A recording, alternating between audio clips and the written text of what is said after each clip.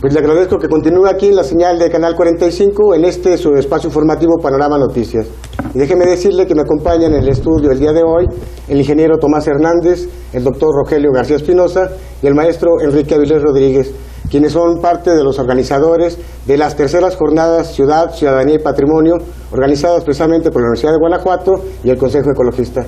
Pues bienvenidos una vez más aquí al Canal 45, su casa, y también la Casa de las Abejas. Gracias. Ingeniero, muchas gracias. Muy bien. Pues sí, el evento por tercera vez resultó muy exitoso, sobre todo porque los temas tratados ocuparon todo el campo de la problemática de nuestra querida ciudad. Inicia el arquitecto Arturo Parra haciendo mención a la contaminación auditiva que sucede con los recorridos que hacen los grupos musicales por las callejoneadas. Me refiero a las estudiantinas y algunos otros grupos que después se forman para hacer el mismo trabajo.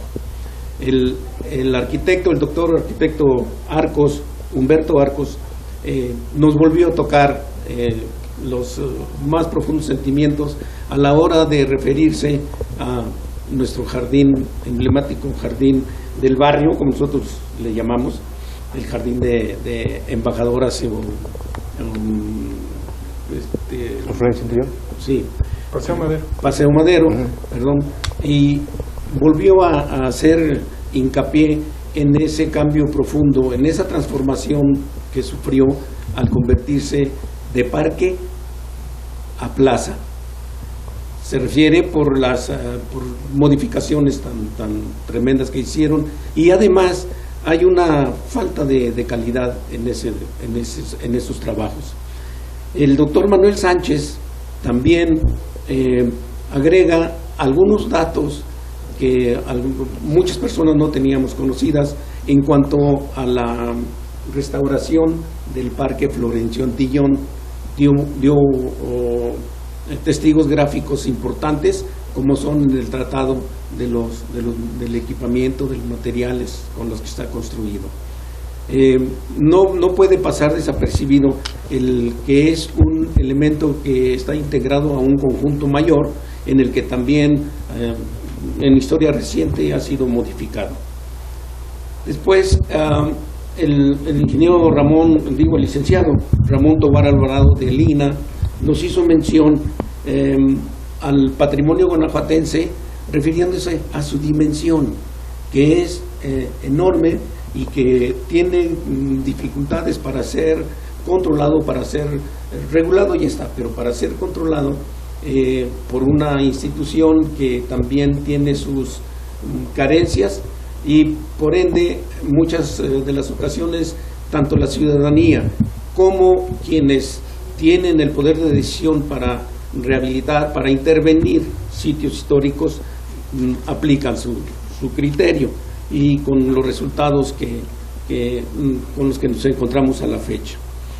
Por su parte, el doctor Alfonso Alcocer nos recordó esa práctica histórica que tenemos de destruir para construir. Nos hizo referencia por ejemplo, al Mercado Hidalgo. ¿Qué fue lo que sucedió? Pues desapareció un barrio para poder edificar el Mercado Hidalgo. Lo mismo en la estación del ferrocarril, incluso en la Alhóndiga de Granaditas. Estos temas, ya sabemos que él, por ejemplo, domina perfectamente lo del Paseo de la Presa. Tiene incluso un libro que habla al respecto, y pues no deja de ser impactante el hecho de que le recuerden a uno el cómo se ha ido construyendo Guanajuato sobre sus propias ruinas. El maestro Cabrejos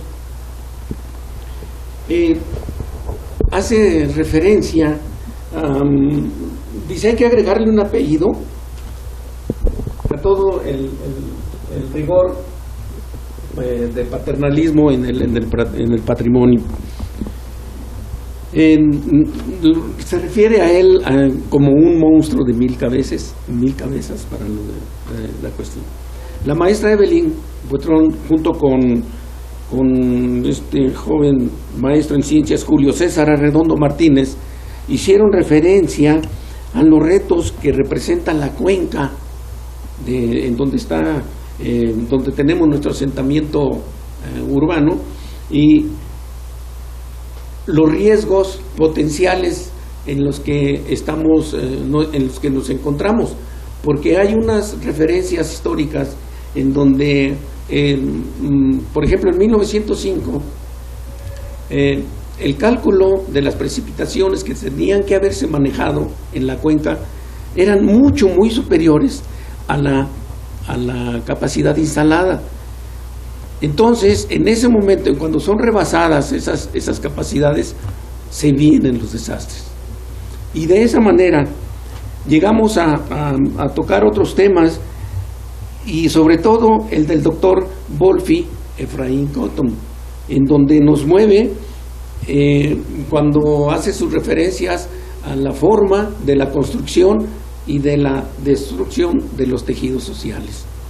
Es muy enfático al darle ese calificativo de apropiación que tienen los tomadores de decisiones, tanto del conocimiento como de la autoridad. Pues sí, pues muy interesante el contenido y los temas tratados. Rogelio, tú fuiste también ponente en estas terceras jornadas. ¿De qué fue el tema que trataste? Bueno, a mí me tocó prácticamente hablar acerca de la legislación en torno al patrimonio, ¿no? Ya nosotros lo titulamos Patrimonio y Ciudadanía, precisamente para tratar un poco de ejemplificar las cosas, caso Guanajuato, con la participación ciudadana. Y yo, más que participación ciudadana, me atrevería a decir el poco eco que la participación ciudadana tiene ante las autoridades responsables, ¿no? A mí me parece que es verdaderamente preocupante, porque todos los ponentes anteriores versaron en casos muy específicos, muy concretos de la ciudad de Guanajuato. Ya Tomás los acaba de mencionar, me parece que no tendría sentido repetirlos, ¿no? Pero me parece que además de eso, la apropiación que de la ciudad se están haciendo por parte de algunos negocios restauranteros, el ocultamiento de las fachadas de nuestros principales inmuebles por parte también de algunos museos, vamos, que son las mismas instituciones guanajuatenses las que están de alguna manera deteriorando lo que es el patrimonio, ¿no? Yo hacía pues hincapié de alguna manera en este nuevo acceso que tenemos para la recepción de nuestros visitantes a la ciudad de Guanajuato, en esa famosa estatua de la paz al ingreso de la caseta de cobro, ¿no? Como el Estado, el gobierno del Estado, el municipio, prácticamente cacaraquean el eslogan de que Guanajuato es destino cultural de México, ¿no? Y es verdaderamente preocupante constatar que en lugar de ponderar el aspecto cultural guanajuatense, lo ocultan, lo tapan, lo denigran, y en pocas palabras lo destruyen, ¿no? Y lo más preocupante, que ante esta destrucción, pues aparentemente no hay ningún culpable, o sea, nadie se responsabiliza de nada, ¿no? En opinión de los expertos, lo que ha ocurrido en Guanajuato prácticamente ha sido una destrucción de su patrimonio, en este caso de su patrimonio arquitectónico, de su patrimonio edificado. Y es verdaderamente preocupante que no haya responsables. A mí me parece que debe de haber una responsabilidad, o debe de haber alguna autoridad que de alguna manera denuncie o designe a los responsables, ¿no? Desde el momento en que se está violentando la Ley Federal de Monumentos, Zonas Arqueológicas, Artísticos e Históricos, desde el momento en que no se toman en consideración todas las reglamentaciones locales, se está infringiendo la ley. Y si se infringe la ley, se está cometiendo un delito. Es verdaderamente preocupante que no haya sanciones para estos cometedores de delitos, ¿no? Y en torno a lo que es patrimonio cultural. A mí me pareció muy importante, muy significativo este comentario que hace Wolfi Cotton, en el sentido pues de lo que ahorita Tomás comentaba en cuanto al tejido social. Y me parece que es la educación, prácticamente la educación, si no el único, porque Wolfi lo remarcaba así, que no es la cultura el único atenuante, ¿no?, que puede ahorita nuevamente empezar a componer este entramado social, o sea, más que tejido social, yo la llamaría un entramado, porque tejidos sociales hay muchos, ¿no? Pero sí, este entramado guanajuatense prácticamente serían estas actividades educativas y culturales, pero no entendida la cultura como estos super espectáculos, ¿no?, sino una cultura eminentemente educativa, que pueda realmente empezar a formar a la población, que le dé nuevas oportunidades de desarrollo, que le dé nuevos horizontes. Vamos, en pocas palabras, que nos dé un futuro, ¿no? Pero no un futuro apoyado únicamente en el turismo, porque el turismo de plano no nos va a llevar a ningún lado, ¿no? Enrique, si nos puedes comentar brevemente tu participación, porque creo que vamos a llegar al momento de tener que hacer un corte en esta entrevista tan interesante. Sí, bueno, en primer lugar quiero hacer públicas nuestras opiniones, romper el cerco informativo, el cerco que se tiene respecto a opiniones que divergen de las opiniones oficiales. Mi participación fue sobre el llamado documento de Nara. Ahora comentaba yo dos cosas. En primer lugar, que fue sumamente afortunado que justamente el día 6 de noviembre se cumplieran 20 años de la firma del documento de Nara, que se hizo en la ciudad de Nara, en Japón.